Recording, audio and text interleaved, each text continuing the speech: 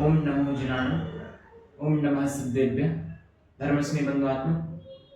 ಕರ್ನಾಟಕ ಪ್ರಾಂತದಲ್ಲಿ, ಕರ್ನಾಟಕದ ಪಾವನ ಭೂಮಿಯಲ್ಲಿ ಬೆಳಗಾವಿ ಜಿಲ್ಲೆಯ ಐನಾಪುರ ಗ್ರಾಮದಲ್ಲಿ ಪರಮ ಪೂಜ್ಯ ರಾಷ್ಟ್ರ ಸಂತ ಆಚಾರ್ಯ ಶ್ರೀ ಗುಣಧರ ನಂದಿ ಮಹಾರಾಜರ ಪರಮ ನೇತೃತ್ವದಲ್ಲಿ, ಸಾನ್ನಿಧ್ಯದಲ್ಲಿ, ಅವರ ಮಾರ್ಗದರ್ಶನದಲ್ಲಿ 6, 7, 8 ಜೂನಕ್ಕೆ ಜೈನ ಸಮ್ಮೇಳನವನ್ನ ಜರುಗುತ್ತಾ ಇದೆ.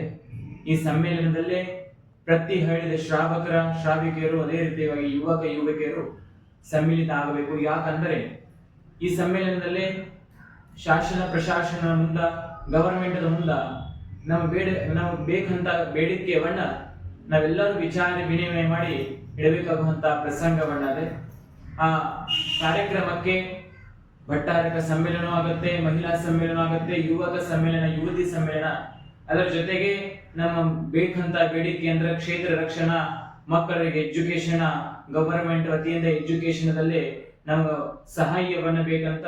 ಅದೇ ರೀತಿಯಾಗಿ ಜೀನ ಸಂಸ್ಕೃತಿಯ ಸಂತರ ಸಂರಕ್ಷಣಾ ಈ ತರ ಅನೇಕ ಬೇಡಿಕೆಯನ್ನ ಗವರ್ಮೆಂಟ್ ಮುಂದೆ ಇಡುವ ಸಂಬಂಧ ಪೂಜ್ಯರ ಸನ್ನಿಧಿಯಲ್ಲಿ, ಅನೇಕ ಭಟ್ಟಾರಕರ ಸನ್ನಿಧಿಯಲ್ಲಿ ಈ ಮಹೋತ್ಸವನ್ನ ಆಗ್ತಾ ಇದೆ, ಸಮ್ಮೇಳನವನ್ನ ಆಗ್ತಾ ಇದೆ.